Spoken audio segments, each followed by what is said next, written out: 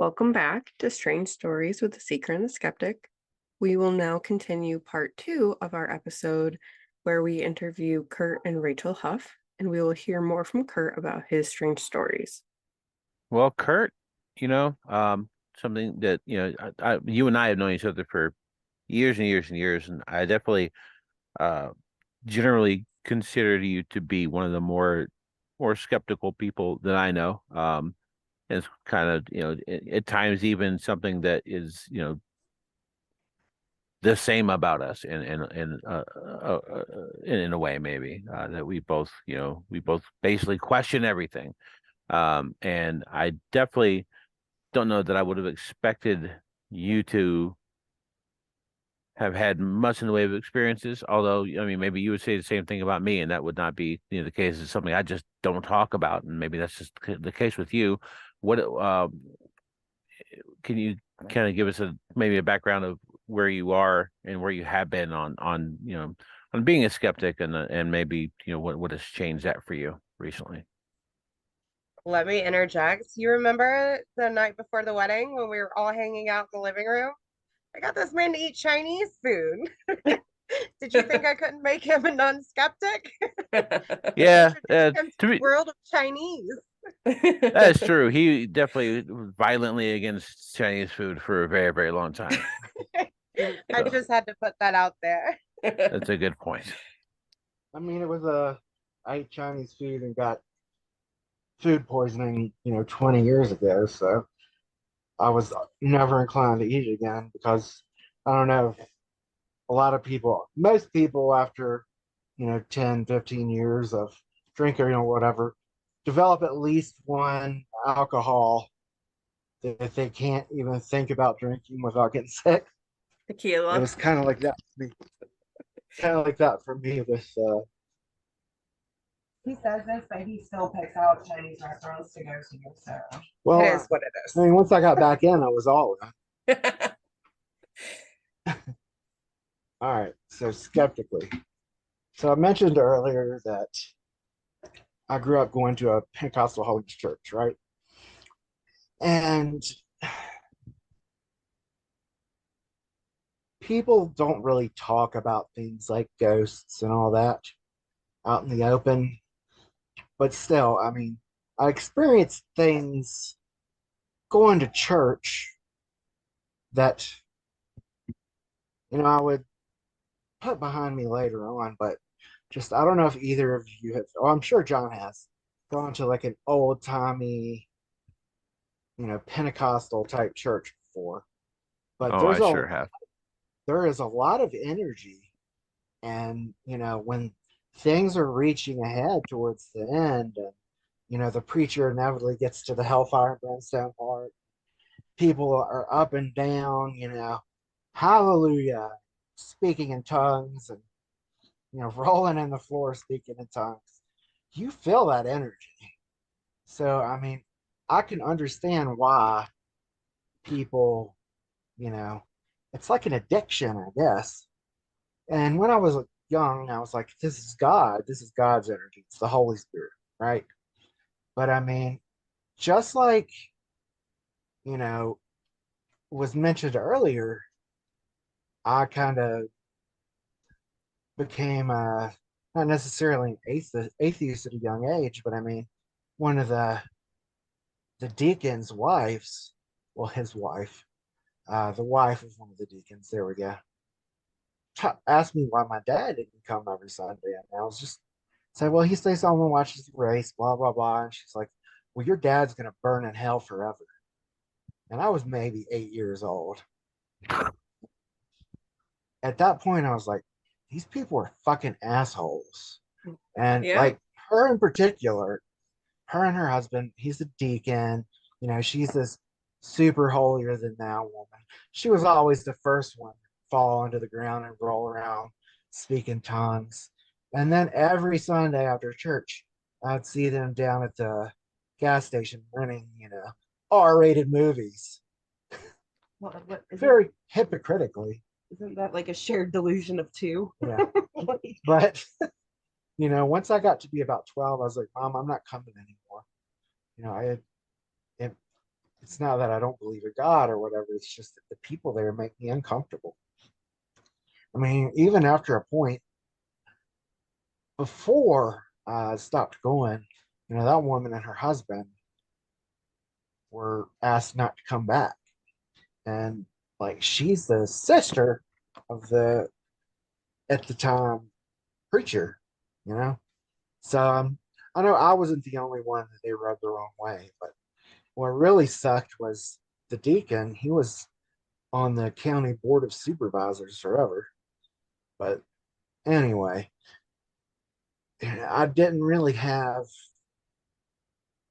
paranormal. Oh, one of the main reasons that I mentioned the church was that when I started to feel that energy come around, my eyeballs always kind of vibrated a little bit. So I was like, I don't know what it is, but when I start feeling this spiritual energy, it just feel like, and I don't think they were actually vibrating. My vision doesn't get weird, but it just feels like my entire eyeballs are vibrating at like a high frequency. So moving on, I talked about seeing water witchers and how people rely on that, and people talking about don't go out in the woods at night, all of that. And but anyway, the personally the main thing that I feel like could be at least not necessarily high strangeness, but going to the same kind of survival instinct that she was talking about. There would be times where I would just feel that anxiety drop down into your stomach and the cold blood, cold sweats, and just the ominous total feeling or knowledge that somebody or something is watching me. And I don't see anything around. But so that was pretty much my uh, supernatural experience up until a couple of years ago. I mean, I've always believed in UFOs, not necessarily, they're aliens and yada yada and all that, but it's for me, it became about scientific provability. Can you prove this thing through scientific experiments and the scientific method, right? Right. And I even had my own potential UFO sighting. I used to work a late shift. I'd be driving home at 2 or 3 in the morning, and about halfway home from work on my road, it was a foggy night, and I saw a really bright red light that looked like it was kind of hovering through my windshield, like in the sky, towards the left of my windshield. That slowly, kind of crossed the sky and to the other side of my windshield, sat there for a couple seconds, and then kind of looped down and shot off straight upwards until I couldn't see it. Now, it was extremely foggy. So, in that situation, there's a good chance it was just some kind of weird reflection. But anyway, so I guess I'll get to my story. When, well, I'll preface this by saying that she was talking about her generational, you know, inherent ability or whatnot to, understand that something is strange, or, know that there's some kind of energy or spiritual presence, right? Mm-hmm. It has absolutely been inherited by Galen, her son, my stepson.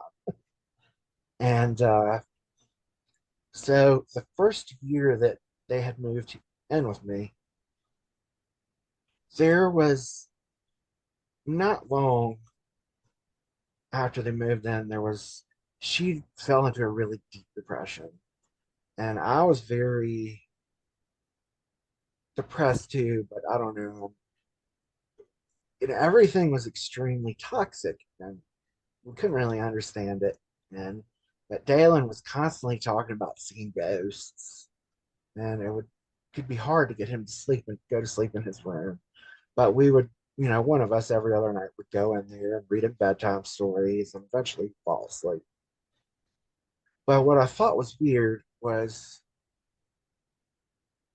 well, actually, let me move. Well, she was losing days. Yeah, that's how depressed she was. I was like losing days. I was like catatonic in bed, just staring at the ceiling.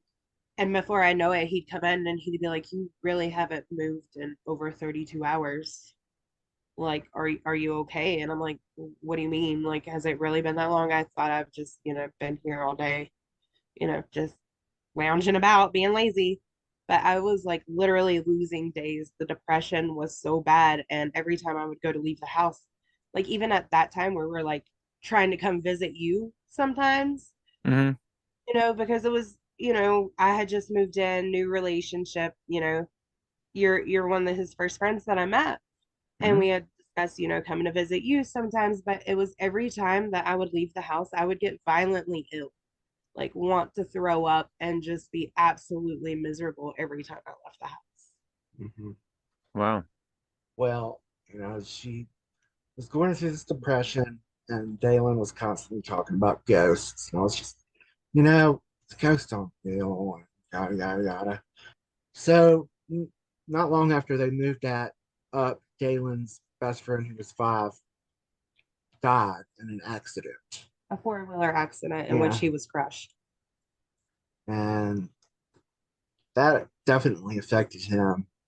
But I anyway, bet. things kept getting worse and worse. And finally, Rachel said, there's something wrong here. And I think it's spiritual or something along those lines. And we have to figure out what it is. The back room that Dalen was so scared of, you could literally open the door in the middle of the day. And that's the built on room. I know you've seen it. That one is the one Yeah. with drywall, it's all white. So Right. it's a light room. You would open that door in the middle of the day and it was almost pitch black. It was like walking into a black fog. Wow. And And, then I was like, no wonder Dalen doesn't want to go in here, neither do I. I was Mhm. kind of getting to that in a minute, but um, so it was just getting worse, and we were setting up one night, and I'm not sure what the driver was, but she was like, "I'm gonna go check on Dalen because there's something going on here. I think it might be a ghost, some kind of that dark energy." So when she went to check on Dalen, I was like, you know what? Whatever's here, fuck off. Stop messing with my family. You're not welcome. Go. And what I didn't understand as a skeptic and somebody who had never really had any experience with the supernatural, acknowledging it is like an invitation, which I found out. You don't open the doorway.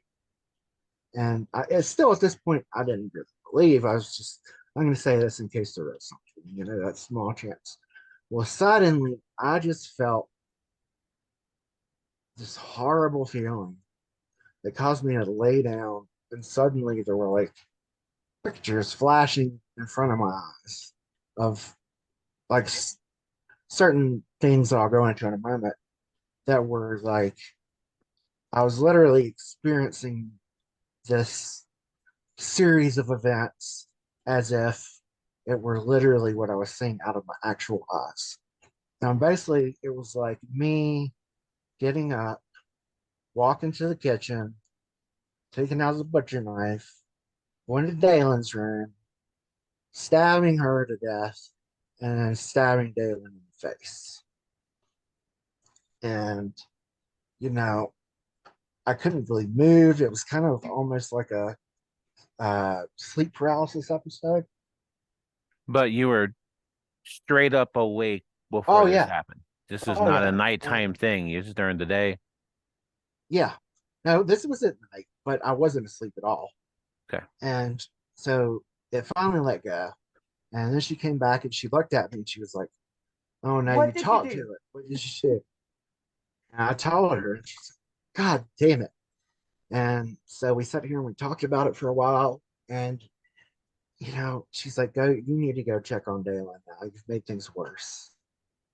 But so I went into Dalen's room But it was different in Dalen's room. I couldn't feel it at all. Like I got to the point after that, I immediately was able to feel it. That I'd never felt this energy or whatever it was before. And it was super oppressive, um, almost like a weight pushing on from every side. So I get into Dalen's room and it's different. I don't feel it at all. And I almost feel what I would call like a joyful energy. So like I kind of got down on my knees by Dalen's bed and stroked his hair. So I'm like, we'll keep you. He's asleep. We'll keep you safe. And but it was almost like this energy was kind of enveloping him in a protective way. So I came out, and we only have one cat at the time. My cat, I had kind of noticed it before, but I really took a serious notice of it this time. For the past few months, every night he would sleep in the bathroom that was connected by walls to Dalen's room Mm-hmm. under this framed picture on the wall. And I had a snap in my brain of, wait a second, the lady who had lived here before my old roommate and I had moved in had, a lot of dogs. She was an avid animal lover, but she couldn't have kids. She never had kids. And she had passed away the summer before I moved in here. Not in the house, but, and I was like, wait a second. And it dawned on me that this woman, whether it be her ghost or not, but energy from her was protecting Dalen from whatever the other thing was. And, being an animal lover with all her dogs and cats, and it's like my cat was drawn to sleep under her framed, painting on the wall every night when Dalen was in bed. And then, but as soon as I stepped out, I felt the oppressive energy. I went back and we were talking some more, and then I noticed there's kind of a tiny hallway that leads from the kitchen into our bedroom, Mm-hmm. maybe like 8 feet long. And we were both feeling this oppressive energy now, really, really strongly. And I looked over and I'm like, look, and the hallway was extremely dark, even though we had the overhead lights on. Like, it's never been dark that I've noticed before or since like that. And then we go to look in that back room, and we had looked earlier, and it was like she said, it was like pitch black. This is nighttime, but there's 2 or 3 houses across the street with like dusted on lights, which would should be flooding through these windows, but you couldn't see anything. But now I noticed that darkness in the hallway here, and we run out and look in the back room, and you could see in it. So I don't know if it had kind of moved into here because I had acknowledged it or what. But so we end up calling her Nana, who she's a very spiritual woman. She's very Christian. She's also very Christian, but also in a way, like I was talking about, of almost pagan practice. And like Right. one of those things that you see a lot in old time mountain Christian churches, are like the anointing. Oh And yeah. so she had Rachel get some olive oil, and she prayed. She's in near Asheville, prayed to bless the oil, and they both kind of, she, spiritually and Rachel physically put their hands on me and prayed. I had a Bible, and the oppressiveness that I'd felt since I had acknowledged this thing kind of faded away. Like it was not, it was still here, but it wasn't almost, Not attack. suffocating me like it had been before. So we finally get to sleep. And the next day, we go to this hippie store and buy some sage. No, we go see John Well, we did. We went to see John. because we stopped at the mall in Roanoke and I went and got sage and some other stuff that I needed. But so when we got home,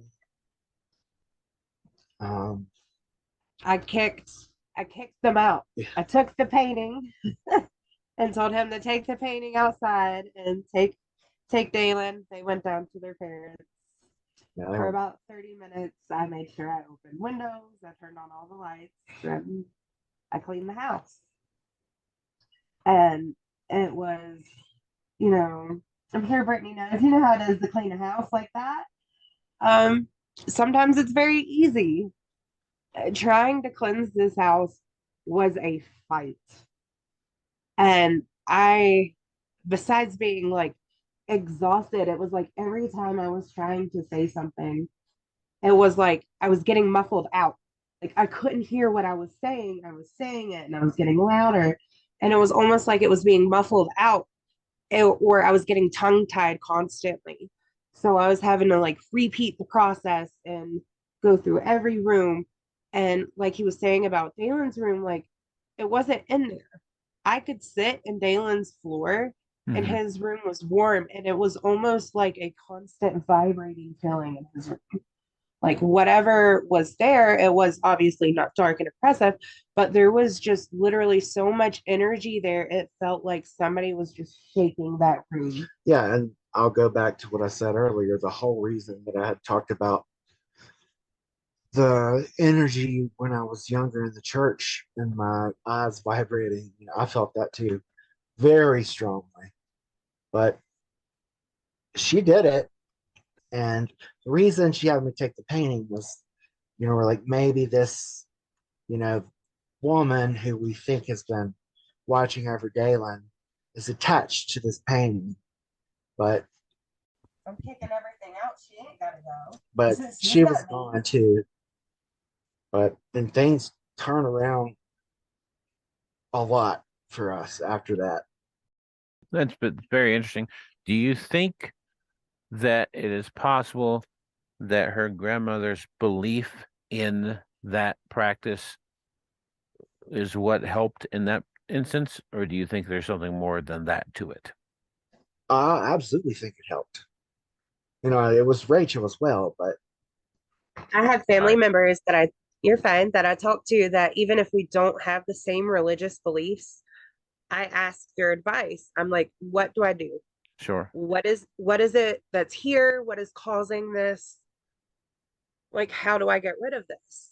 And I don't just ask her help, I ask my stepmom's help. Hmm. Go through what I believe and how I've cleaned houses before and it becomes this like family group effort of whatever is in here.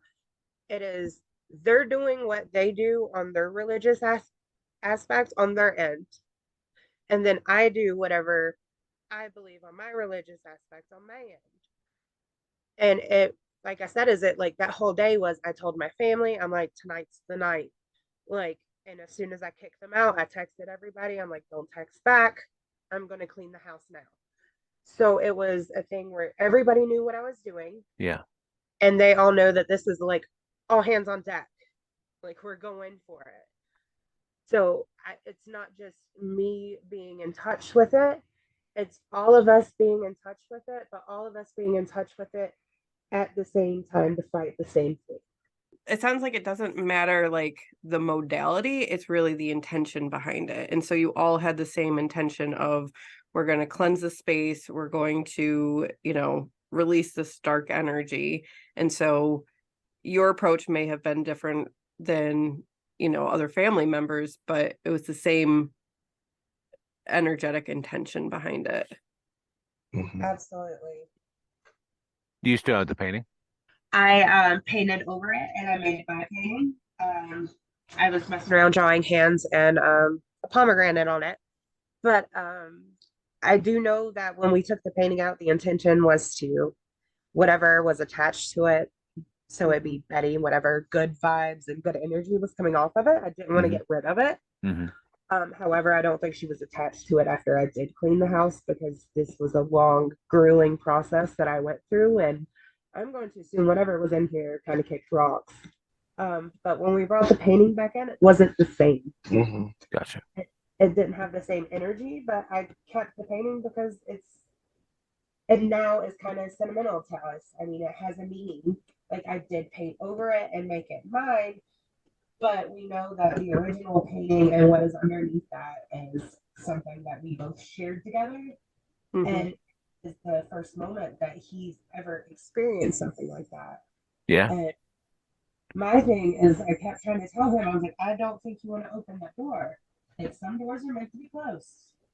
Like, don't open the door. Don't communicate with it. Whatever you're trying to communicate with, it's not nice. You don't want to know what it wants. Kurt, had you ever experienced anything like that before Rachel and Dalen had moved in? No. Nope. Nope. Not at all. But since then, I've had many experiences. Nothing is visceral, Right. but there have definitely been multiple times since that Jalen is constantly talking about seeing ghosts here. And I think a lot of it's just kid stuff, but I don't know if it always is. Mm-hmm. And I mean, there have been many a time that I've now started to see like strange moving shadows that shouldn't be there.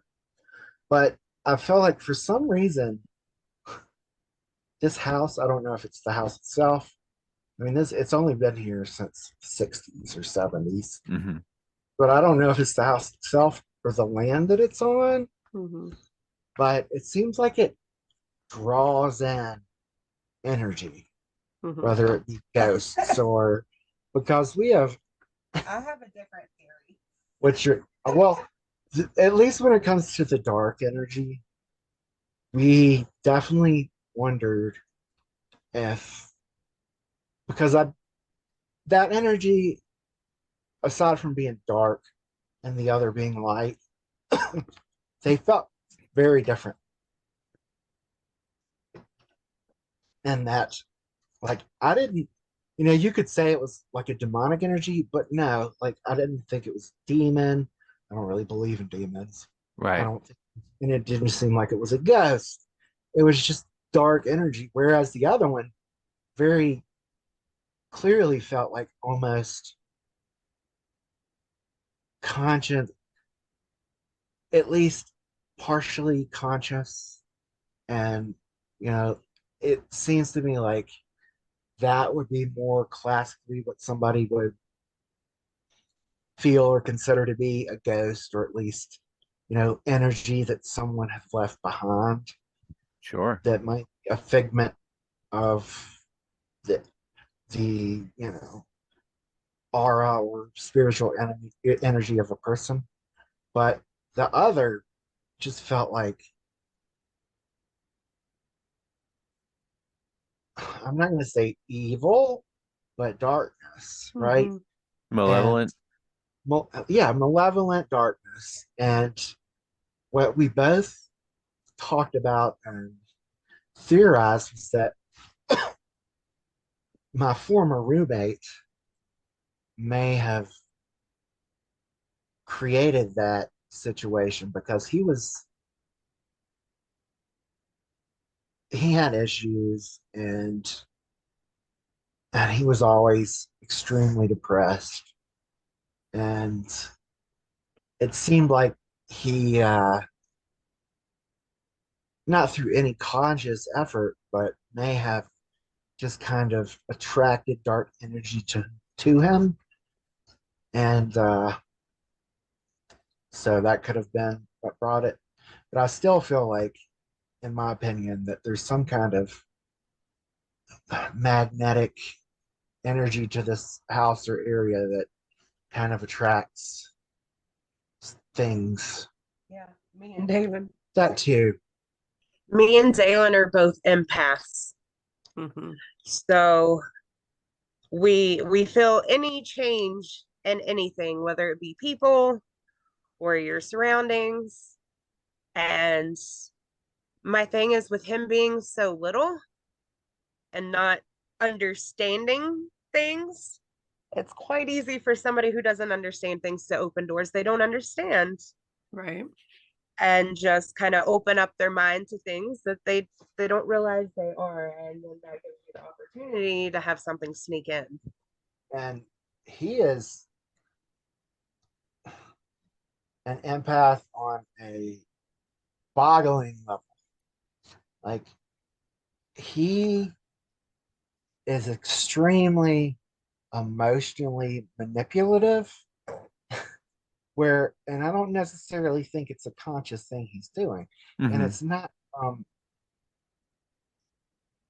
from a narcissistic manipulative kind of viewpoint where somebody would tells lies and uh gaslight you into believing something other than is what is true or what you want to believe. It's just almost like he projects his energy and makes you feel it. Mm. So he's very good at getting his way at Mhm. times. Persuasive. but but I mean, not really. He's horrible at persuading with his words. And just like all kids are. Yeah. But one thing that really opened my eyes was my cousin and his father. I grew up with my cousin, Mhm. and 11, 12 years ago, he and his father were both killed in an accident with a drunk driver. Yeah. And, we were very close, and it affected me very much for a long time. I still miss him, but he was in a bunch of bands, and there was a benefit concert for him not long after that, after he and my uncle passed. And one of his best friend is a great artist, and he did a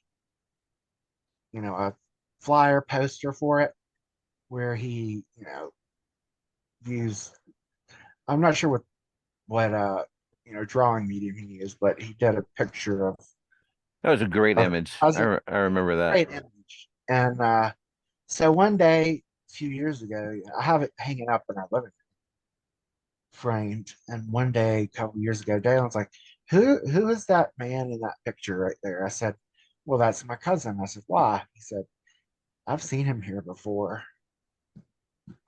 Yeah. Well, He that's had interesting. he had no idea who he was. Mm-hmm. Right. Um, Yeah, But he's a kid. He had no way of knowing, and he passed long before you met these guys. So mhm. this but and now, but I know when something's happening now, because on occasion I'll start to feel that vibration in my eyeballs. The one thing that she and I like to do is antiquing. hmm We like to go to antique stores, hmm and it never fails in antique stores that you come across things that are invested with some kind of energy.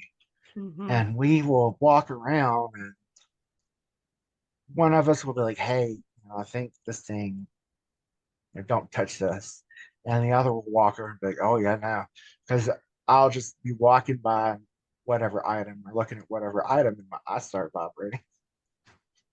And when her stepmom and Nana were up here visiting one time, we went to the big antique store in town, and she was very overwhelmed.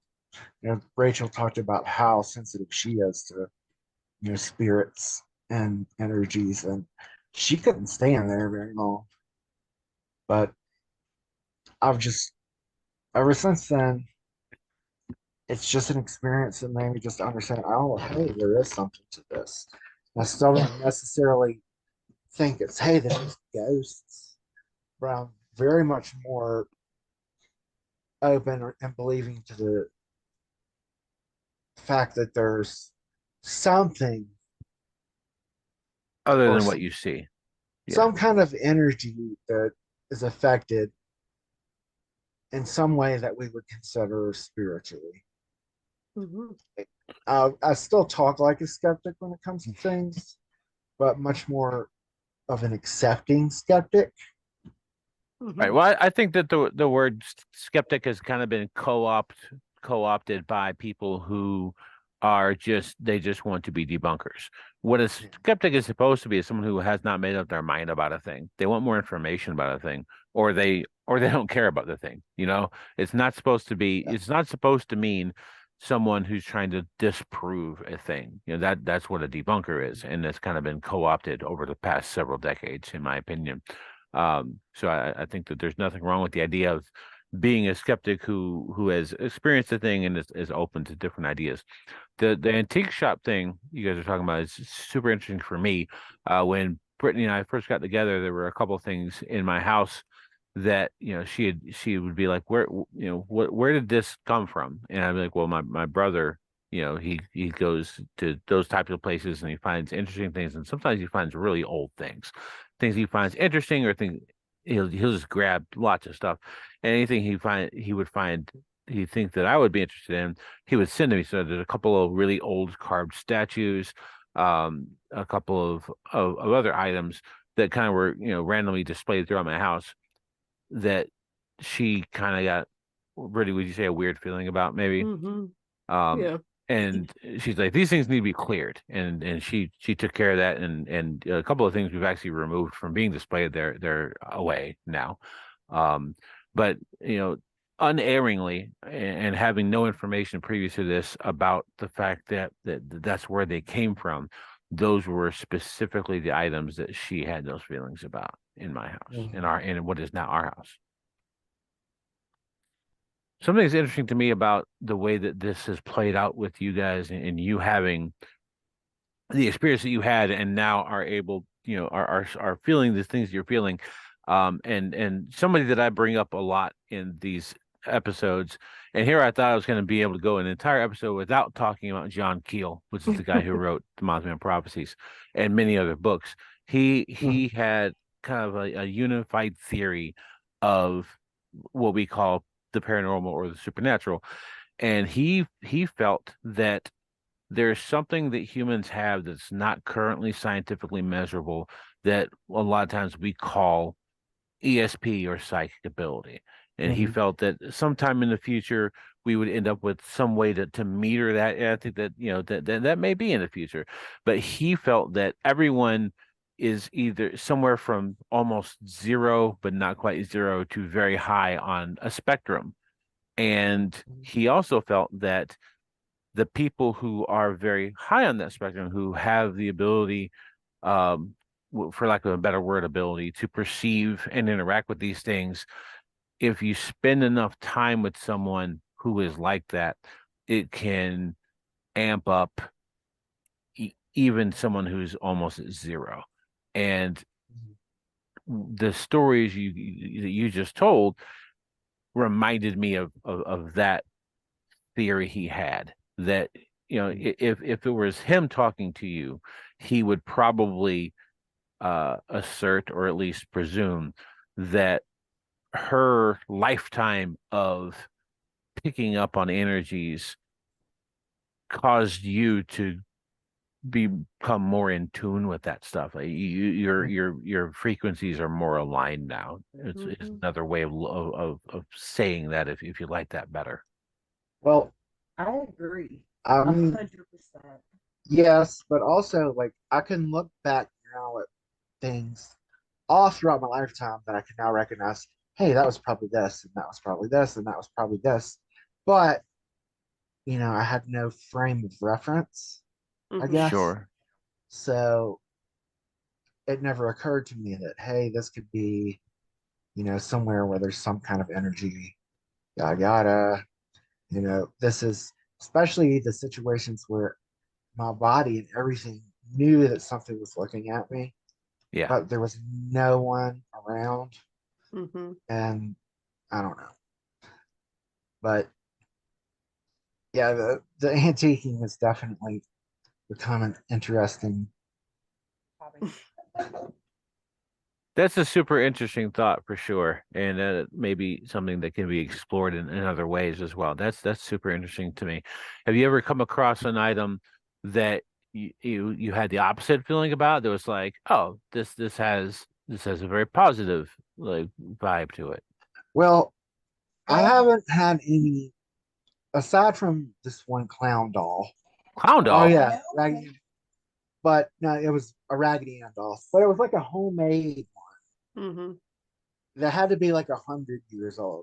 But for the most part, when I've come across things, not just antiquing, but sometimes otherwise, the antiquing is an easy experiment and searching for spiritual energies or whatnot because it's a bunch of old shit brought together in one place. And old stuff that has been around for 50, 100, 150, 200 years has had much more time to accumulate energies or whatnot. But Mm-hmm.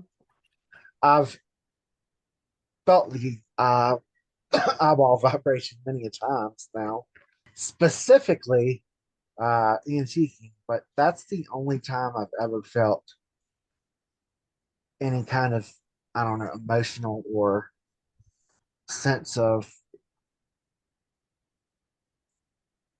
positive or negative with anything. Usually it's just, oh, there's something going on with this thing. And they're like, hey, Rachel. And she's like, oh, yeah, there Yeah. is. And Well, we were upstairs when her stepmom was with us. And I was walking by. I don't know if you've probably been in big antique malls before, where it's just rooms and rooms, and they're all piled up and not piled up, but all kinds of little sections, almost like a labyrinth. mm-hmm. And I walked past this little dead end area, and I was like, "Oh shit! I feel something here." And I had her stepmom come over because she was telling us all these things that she was getting from all these objects, and I was like, "You guys walk by, but I know there's something going on here." And she said, "Oh yeah," and she pointed out exactly what it was. See, I couldn't figure out. Normally, I can't pinpoint exactly what it's coming from. I just know it's something right there. Mm-hmm. But and she was like, "I'm so proud of you." I never thought that you would be able to sense something like that. I just run around yelling, "Don't touch that." That's fair. Yeah, I would want that warning as well, just in case anyone Yeah. who's also on this interview is paying attention. I would also like to be told not to touch things if they don't need to be touched, just in case. I'm not ruling anything out. Tell, It's interesting to me that you just a kind of an aside, and I'm not someone who kind of assigns these types of valuations to things, but there's lots of maybe modern mythology would be a good way to say about old handmade, specifically Raggedy Ann dolls. The most famous being Rick and Lorraine Warren, the people who like the Annabelle movies are based off of. They were real ghost hunters. They were real Ed, like yeah, Ed and like Lorraine, but actual. I think they're kind of. I have opinions on that, but Well, I think we that won't go that into they that now. they hype. I do think that it's proven that they hype things up, but there are definitely people who honestly believe some of the things that they said were actually real, and they did really do investigations, and they had a collection from where I understand they had a collection of handmade Raggedy Ann dolls that they said were haunted. So it's interesting to me that you would have a weird feeling about one of those, especially if you don't previously have that in your head of that's part of the modern mythology of potentially haunted things. Whether I believe it, I don't know, but that is the thing it's in the mythology. Yeah, but I'm still gonna say you don't want to touch it. Yeah, stay away. Don't touch. But as you were saying, like some people are able to bump other people up into feeling things. Like I agree because I feel like we are all so much more than just what science can tell us we are. Mm-hmm. And I mean, especially when you're in a relationship. And I mean, I'm going to say this is you're the first relationship that I've seen John in, and you are the first person that I've ever seen make John happy. Well, And I am biased. I better be invited to the wedding. Um, For but sure. but I absolutely, I can just feel how happy he is now that he's with you. And I don't mean like, oh, he's smiling. I mean, I can feel it. Hmm. He radiates it, whether he realizes it or not. And I think it's fantastic. But I also feel like I said, is we are more than just what science can tell us. And being in a relationship with somebody, you get to learn so much about them spiritually and the things they believe, the things they've been through. And the way that I look at it personally is you got doors in your brain that have been locked, things you walk away, you don't think about.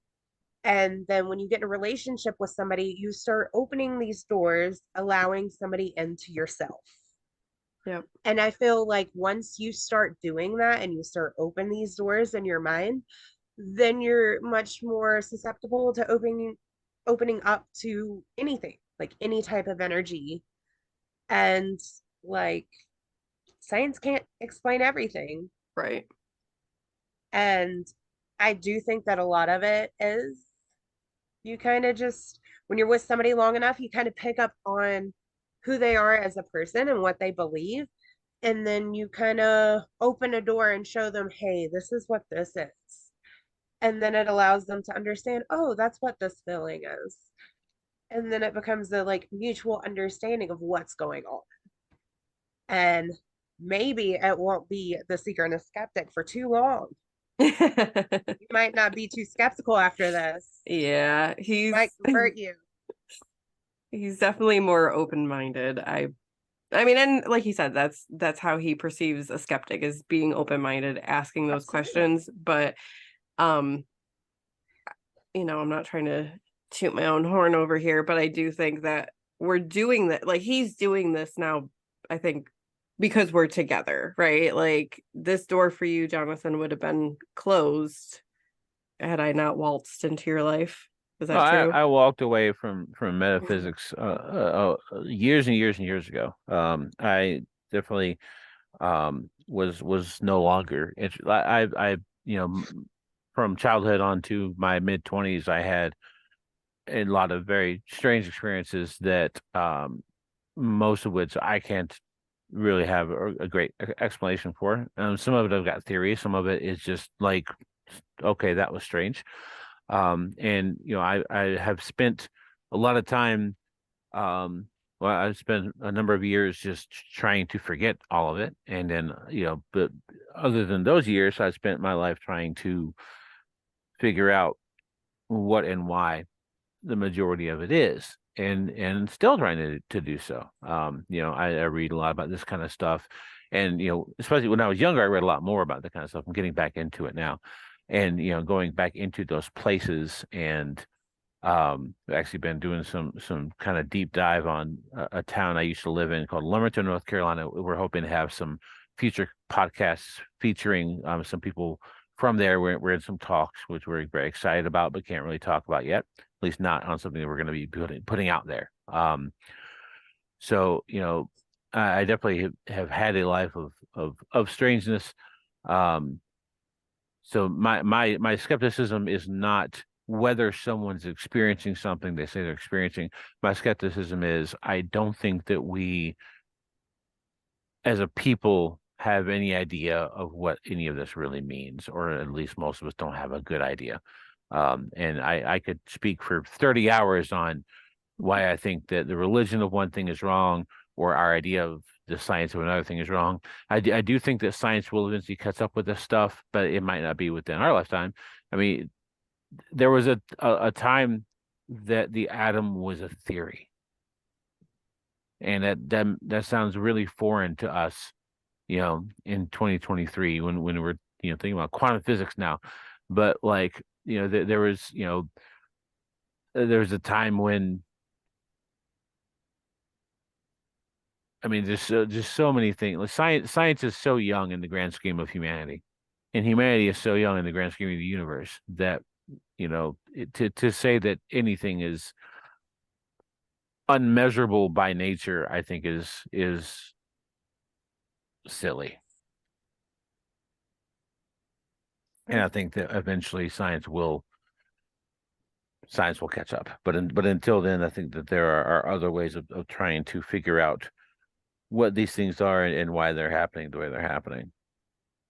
Well, and like we've talked about before, it's like these are things that you can't easily replicate. So it's really hard to use a scientific method to study, paranormal phenomenon. It's like, how do you replicate that in a scientific setting? I'm sure there are ways, and hopefully science will catch up and more, smarter people than me will start studying this stuff. But As long as I'm not, one of the subjects in which they try to get me highly emotional to tell them things, I think we're okay. yeah, Because I would prefer let's not do that one for science. yeah, involve somebody else, please. Yeah, I'm gonna pass on that ahead. One Yeah. thing that I like to do in these episodes is when either us as hosts or the people we're speaking to talk about something that is not necessarily readily accessible. I try to give definitions when I can, and so kind of speaking to anyone listening that has not heard of what Curt was talking about towards the beginning of the podcast of speaking in tongues. Basically, in evangelical Christian, in a nutshell, because you could talk about this for 30 hours too. In a nutshell, in evangelical Christianity, especially either Pentecostal or apostolic heritage, there is what I would call a form of channeling that happens that is often called being slain in the spirit, but is also sometimes mentioned as being touched by the Holy Spirit. Usually it's during a musical part of a church session where the people in the congregation of the church begin to some of them will convulse, some of them will say that they are dancing but cannot stop dancing.